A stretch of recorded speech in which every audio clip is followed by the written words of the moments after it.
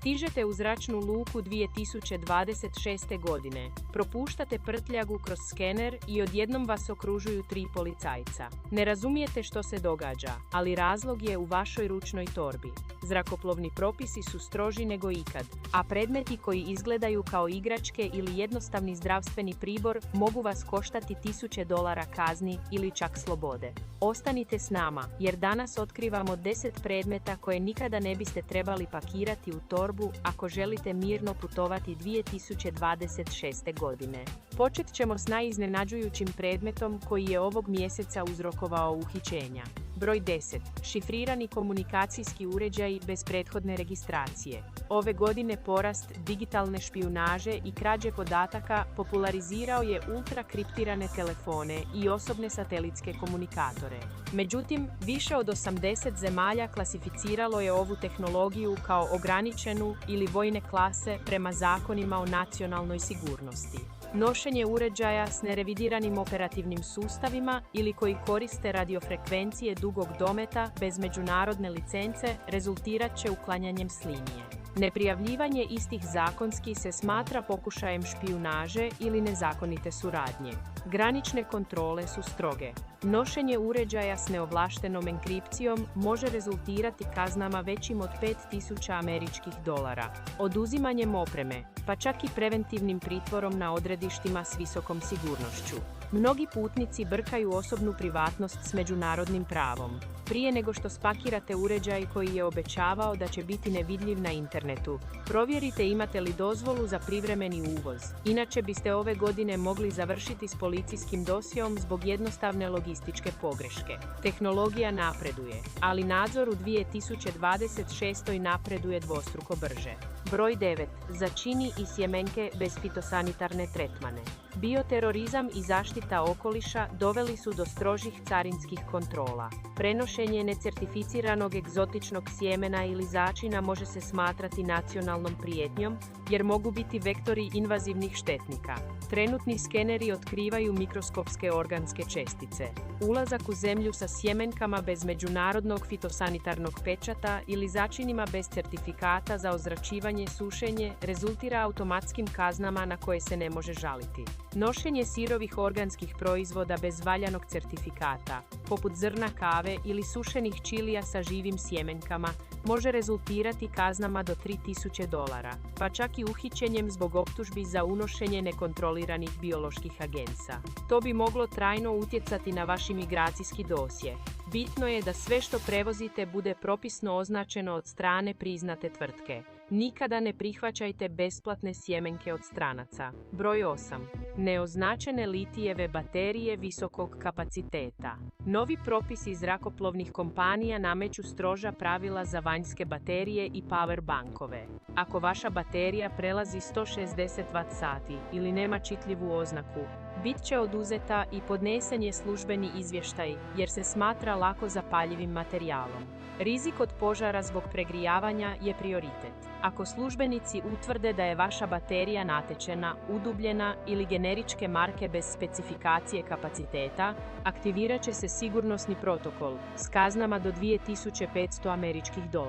Važno je provjeriti amperažu i sačuvati tehničku dokumentaciju ili originalno pakiranje prilikom putovanja u inozemstvo. Nemar s litijevim baterijama smatra se kaznenim nemarom i može rezultirati pritvorom. Broj 7. Psihotropni lijekovi bez recepta. Prevedenog. Putovanje s lijekovima uobičajeno je za milijune ljudi, ali u trenutnoj klimi carinici su svoje protokole inspekcije pretvorili u tehnološki lov na kontrolirane tvari. Ako u ručnoj prtljazi nosite lijekove protiv anksioznosti, snažne opioidne lijekove protiv bolova ili čak jednostavne tablete za spavanje, mogli biste biti na korak od velikih pravnih problema. Ono što je za vas vitalan medicinski tretman, rastreseni ili prestrogi službenik osiguranja mogao bi protumačiti kao posjedovanje ilegalnih tvari, ako se ne pridržavate važećih propisa. Oslanjanje na lokalni recept za psihotropne lijekove česta je i opasna pogreška. Mnoge jurisdikcije zahtijevaju originalni recept, potpisan, ovjeren pečatom i službeno preveden na lokalni ili engleski jezik. Turisti su uhićeni zbog zaboravljanja ovog dokumenta ili nošenja tableta u kutijici za lijekove bez originalnog pakiranja, što je rezultiralo saveznim pritvorom radi istrage. Ove godine, ručni kemijski skeneri mogu identificirati točan sastav tablete bez vađenja iz pakiranja. Ako sustav otkrije kontroliranu tvar koja nije deklarirana s odgovarajućom medicinskom dokumentacijom, pritvor je standardni postupak. Nemojte riskirati svoju slobodu zbog administrativnog propusta. Provjerite je li na svakom pakiranju otisnuto vaše ime, odgovara li doza receptu i imate li lako dostupne kontakt podatke medicinske ustanove. Granična sigurnost ne prihvaća "nisam znao la" kao obranu. Broj 6. Replikacije nakita ili umjetnosti od zaštićenih materijala. Nošenje nakita koji imitira bjelokost, kornjačevinu ili egzotično drvo može dovesti do ozbiljnih pravnih problema, čak i ako se radi o replikama.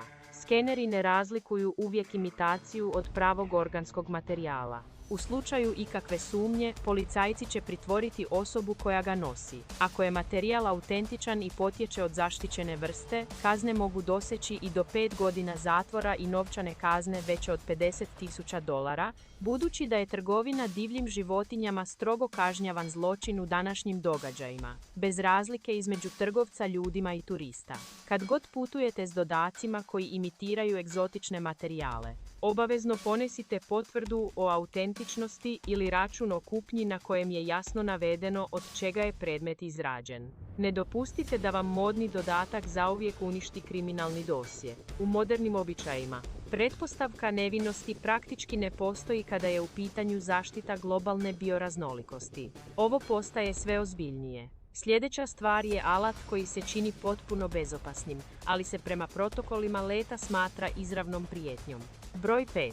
Višenamjenski alati s mehanizmima za zaključavanje. Iako smo navikli nositi male alate poput noževa ili pinceta na privjescima za ključeve, trenutna sigurnosna služba u zračnim lukama klasificira svaki predmet s oštricom i mehaničkim sustavom zaključavanja, čak i ako je sićušan, kao zabranjeni nož u kabini, bez ikakve granice tolerancije. Pažljivo razmotrite ovu točku, jer ako pokušate proći kroz detektor metala s jednim od ovih predmeta, policajac ga neće jednostavno oduzeti. Trenutno se podnosi kaznena prijava za pokušaj unošenja opasnih predmeta u sterilno područje. Obratite posebnu pozornost na ono što slijedi, jer je ključno za razumijevanje načina funkcioniranja saveznog zakona.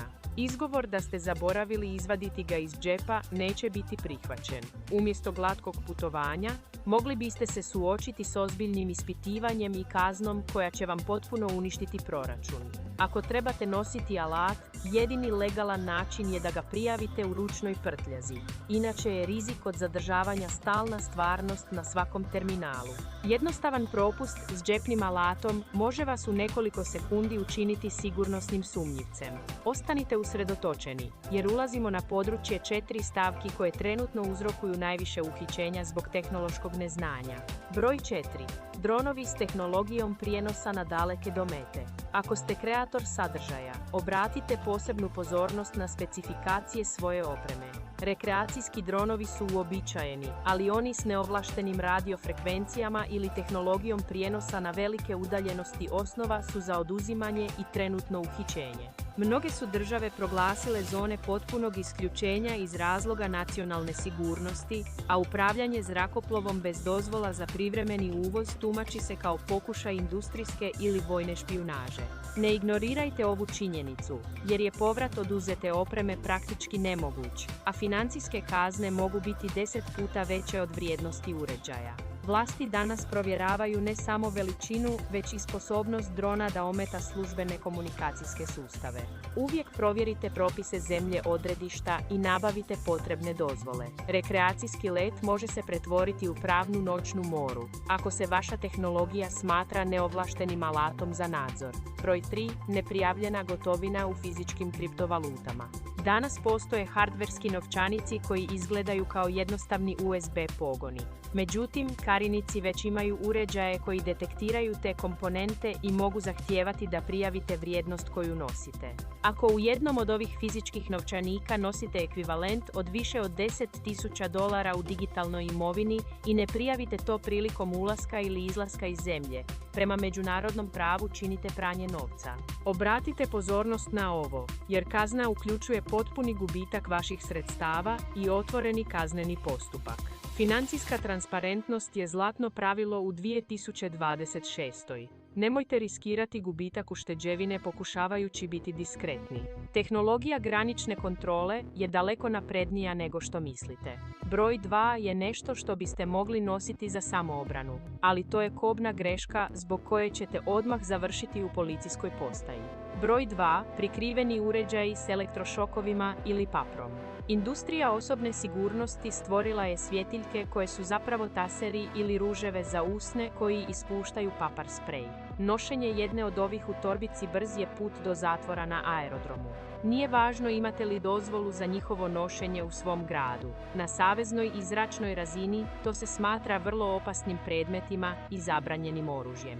Imajte ovo na umu. Trenutni skeneri odmah detektiraju kemijski sastav plina i izvor energije elektrošoker aparata. Uhićenje je trenutno, a optužba je obično posjedovanje vatrenog oružja ili sličnog oružja u ograničenom području. Ono što vi smatrate samoobranom, zakon smatra terorističkom prijetnjom. A sada, pripremite se za članak broj 1. Onaj koji šalje najviše ljudi u zatvor zbog čistog tehnološkog neznanja.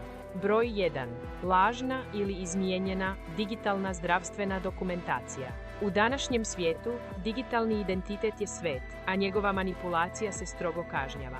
Pokušaj korištenja zdravstvenog certifikata, laboratorijskog testa ili bilo koje putne isprave koja je digitalno izmijenjena kako bi se izbjegli uvjeti za ulazak ozbiljan je savezni zločin.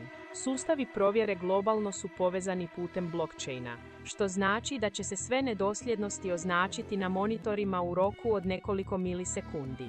Nemojte ovo shvatiti olako, jer krivotvorenje zdravstvenih dokumenata kažnjava se trenutnom deportacijom, doživotnom zabranom ulaska i zatvorskim kaznama od 2026. godine.